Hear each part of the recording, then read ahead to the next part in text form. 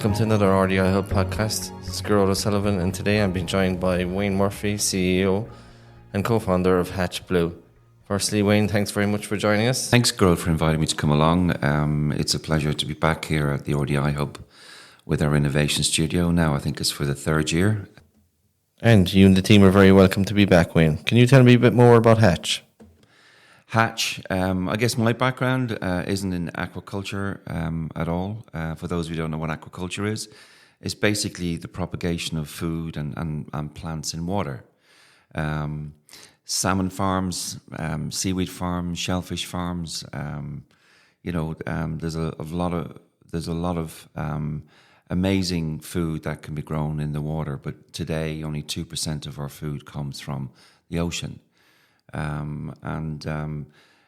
didn't know much of this before I helped co-found Hatch. My background was more in the tech world, but running accelerator programs and startup programs, and before that, I was in fintech for many years. So me landing in the world of aquaculture, with the only connection I had to anything fishy was I've had fish tanks at home as a kid. Yeah. The great thing now is I get to play with bigger tanks and bigger fish. So it's a big difference to jump from fintech to aquaculture. Yeah, it is. But I mean, fundamentally, I guess building a sound business underneath it, a sound, financially viable, sustainable business is the key to any company, no matter what sector you're in.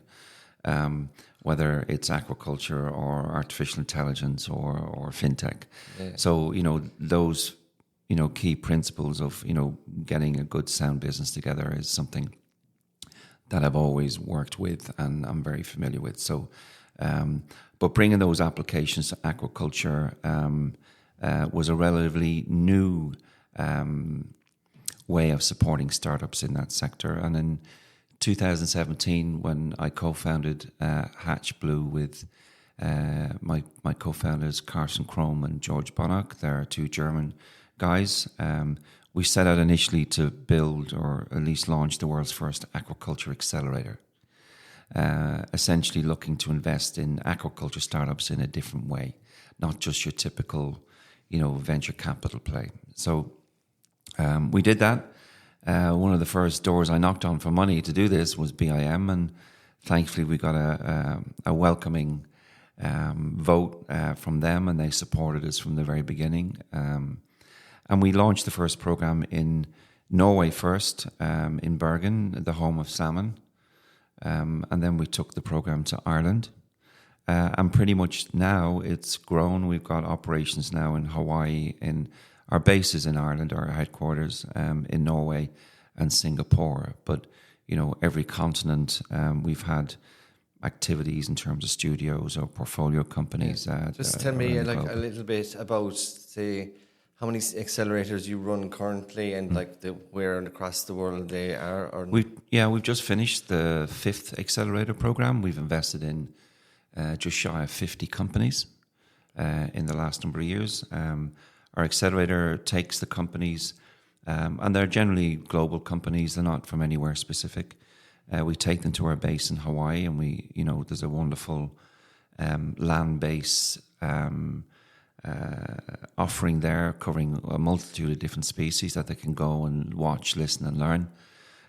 Then we take them to Norway for a number of weeks, and then we take them to Asia, where 90% of global production is. And this year we took them to Singapore, Indonesia and Vietnam, looking at farms, looking at really trying to understand how their technology can be applied to the solutions and the challenges that are required for the farming of blue food.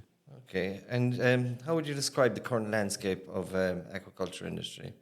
The aquaculture industry? Yeah. It's the fastest growing food sector in the world today.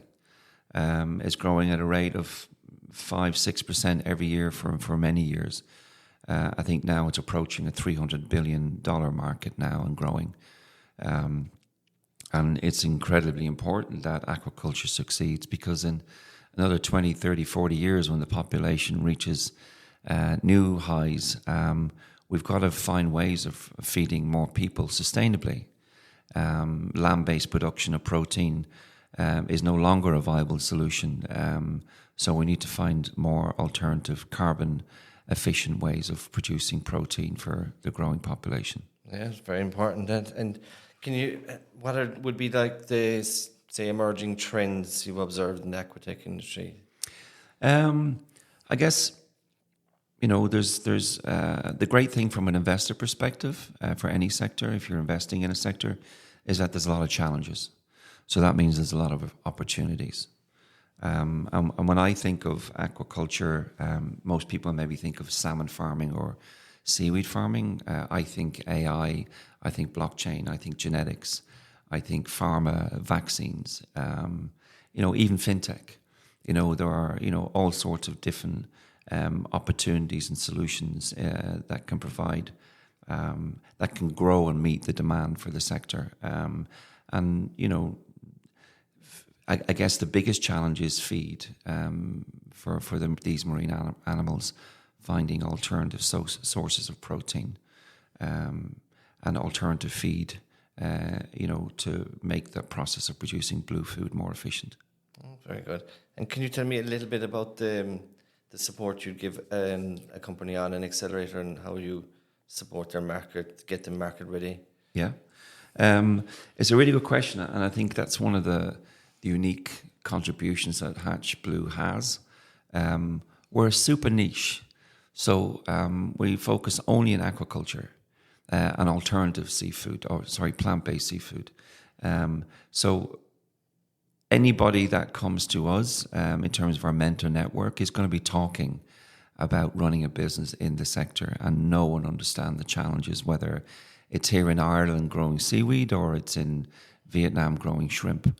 So those who are looking to access markets and know more about markets and get the competitive landscape and understand the culture and the opportunities or specific challenges. I think the Hatch crew, which is now approaching nearly 30 people, have deep domain expertise across a multitude of different areas.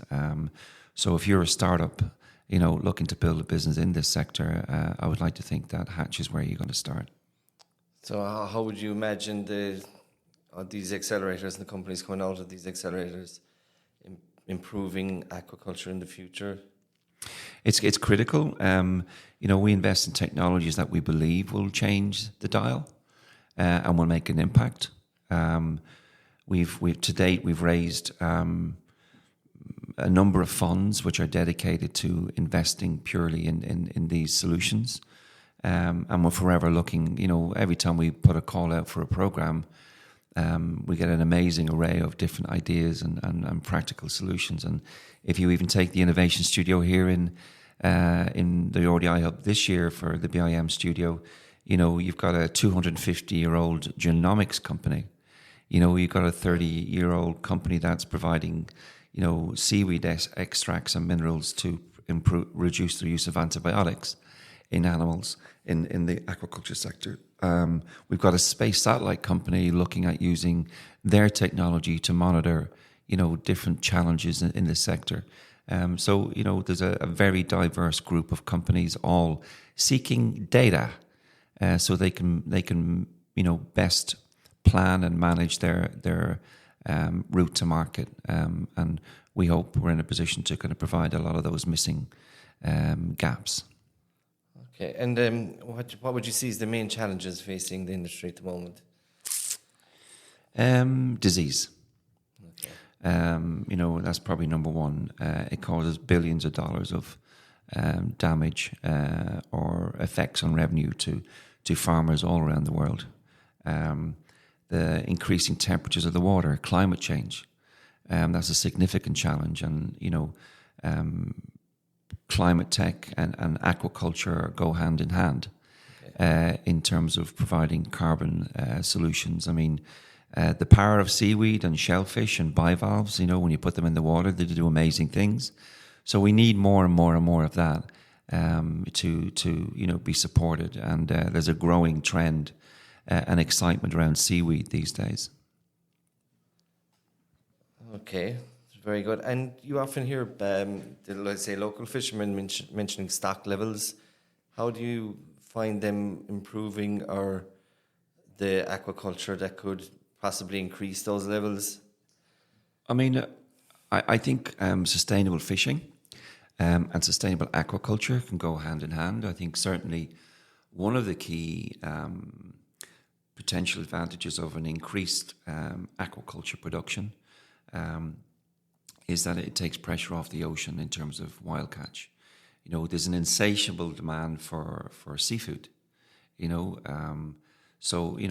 if you keep dipping into the ocean, eventually there's going to be nothing there. But I think sustainable fishing practices are becoming, increasingly the norm out there.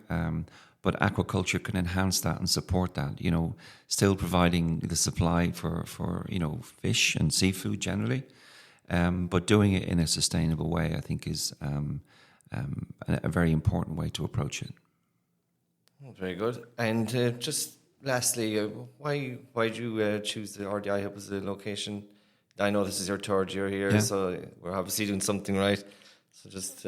Well, it's important for me, who kind of runs these programs, to provide an environment where the companies can really chill and take time out and focus on the learnings, hopefully, that we'll present over the number of weeks that they're here, without distraction. The space that we use is super comfortable, maybe too comfortable. Maybe we should have harder chairs. But it's and kind of general environment of taking them out of their day, wherever they are in Ireland, busy day, and plonking them down here, and just, for me, wrecking their heads for 2 weeks, and pulling things apart.